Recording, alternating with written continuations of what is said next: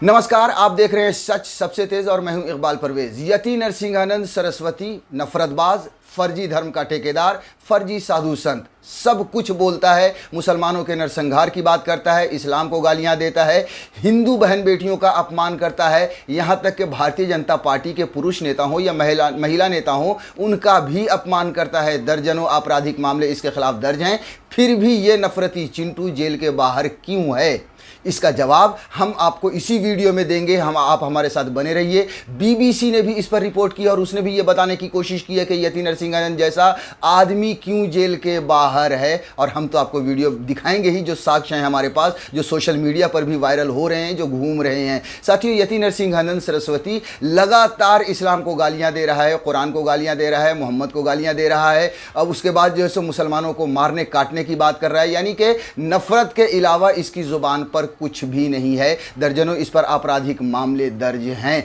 उसके बाद भी ये जेल के बाहर है। पिछले दिनों जो हरिद्वार में जो धर्म संसद हुई थी, वहां पर भी इसने इसी तरह के बयानात दिए थे। हम आपको एक एक कर थोड़ा सा वीडियो भी दिखाएंगे। देखिए, सबसे पहले जो बीबीसी ने जो रिपोर्ट छापी है, देखिए वैसे पूरा देश क्या, पूरी दुनिया इस आदमी के लिए यही सवाल कर रहा है कि आखिर यति नरसिंहानंद सरस्वती जैसा राक्षस, यति नरसिंहानंद सरस्वती जैसा नफरतबाज कैसे अभी तक जेल से बाहर है? देखिए, मुसलमानों के खिलाफ भड़काऊ भाषण देने वाले यति नरसिंहानंद अब तक जेल में क्यों नहीं हैं?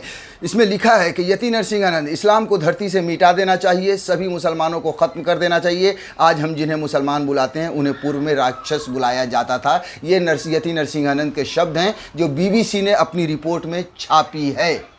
मगर हकीकत बात यह है कि सबसे बड़ा राक्षस अभी इस देश में वही है यति नरसिंहानंद, जो खुद तलवार लेकर, लाठी डंडा लेकर नहीं निकलता है। जो शांति पसंद लोग हैं, या जो गरीब तबके के लोग हैं, या जो जाहिल लोग हैं, अनपढ़ लोग हैं, उन लोगों को ये दंगाई बनाकर तलवार हाथ में दे रहा है, डंडे हाथ में दे रहा है और मुसलमानों को मारने के लिए खड़ा कर रहा है। अगर तुम्हारे अंदर हिम्मत है, अगर तुम धर्म के रक्षक हो यति नरसिंहानंद सरस्वती, तो तुम खुद लाठी डंडा लेकर मैदान में क्यों नहीं उतरते? लेकिन ये नहीं उतरेगा, क्योंकि ये डरपोक आदमी है। ये से पता है अगर कि हम उतरेंगे तो या तो जेल में जाएंगे या मारे जाएंगे। ऐसे लोग यही करते हैं। देखिए, अब हम आपको एक वीडियो दिखाने जा रहे हैं जिसमें ये लगातार इस्लाम के खिलाफ गालियां दे रहा है और कुरान को गालियां दे रहा है। पहले आप इस वीडियो की छोटी सी झलक देखिए। अभी बहुत चालू है, वो अपनी लॉबिंग के लिए अपनी मुसलमानी को भेजते हैं। इस्लाम एक गंदगी है, वो एक गैंग है। अब पहले उसे समझो। जब तक आप इस्लाम को समझोगे नहीं अच्छी तरह, आपकी समझ में नहीं आएगा कि मैं क्या।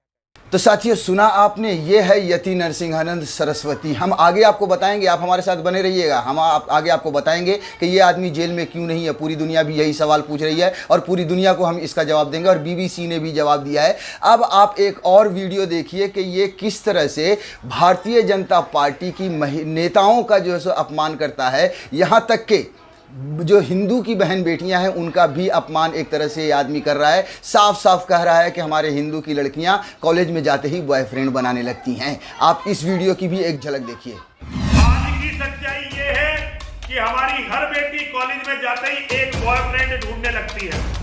तो साथियों, आपने देख लिया कि क्या है, किस तरह से ये हिंदुओं की भी बहन बेटियों को बेइज्जत करता है। ये आदमी उनके लिए भी आपत्तिजनक शब्दों का उपयोग करता है। कितना गिरा हुआ है शख्स ये। अब आपको याद होगा कि पिछले दिनों एक वीडियो वायरल हुआ था जिसमें इसने भारतीय जनता पार्टी की महिला नेता हैं उन पर जो है आपत्तिजनक टिप्पणी की थी और ये कहा था कि वो कैरेक्टरलेस होती हैं।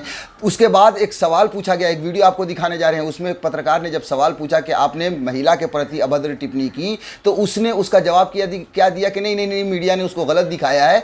हम तो भारतीय जनता पार्टी के नेताओं के बारे में बुरा भला कर, हम तो भारतीय जनता पार्टी के नेताओं के जो पुरुष नेता हैं उनके बारे में कह रहे थे। अब आप देख लीजिए कि भारतीय जनता पार्टी के नेताओं के बारे में ये क्या कह रहा है। मीडिया बकवास करता है, हमारी छवि धूमिल करने का। मैंने महिलाओं को नहीं कहा, मैंने उस पार्टी के पुरुषों के बारे में कहा था कि उस पार्टी के पुरुष इतने कमीने हैं कि वो हर औरत को अपने बिस्तर पर देखना चाहते हैं। खुल के कह रहा हूं। तो सुन लिया आपने, ये फर्जी धर्म का ठेकेदार, नफरतबाज यति नरसिंहानंद सरस्वती भारतीय जनता पार्टी की महिला नेता हो या पुरुष नेता, उनका भी अपमान करता है, हिंदू भाई बहनों का भी अपमान करता है। इस्लाम को तो खैर गालियां देता है। ये फिर भी जेल के बाहर है। उसकी वजह हम आगे आपको बताने जा रहे हैं, लेकिन उससे पहले उस पर कितने आपराधिक मामले दर्ज हैं वो आपको बता देते हैं। बीबीसी ने जो रिपोर्ट छापी है उसमें लिखा है कौन कौन से मामले हैं यति नरसिंहानंद के खिलाफ। यति नरसिंहानंद पर FIR मुकदमों की तो पहले से ही कमी नहीं थी। उनके वकील और डासना देवी मंदिर के महंत मां चेतनानंद सरस्वती के मुताबिक यति पर करीब 2 दर्जन मामले अलग अलग चरणों में हैं। कुछ में चार्जशीट दाखिल है, कुछ मामलों में हाई कोर्ट ने स्टे लगाया हुआ है और कुछ मामलों में जांच चल रही है। उत्तराखंड में यति नरसिंहानंद पर 2 धाराओं 153A और 295A के अंतर्गत मामला चलेगा। 153A यानी समुदायों के बीच धर्म, भाषा आदि के आधार पर दुश्मनी फैलाना और धारा 295A यानी धार्मिक भावनाओं को आहत करना या उसकी कोशिश करना।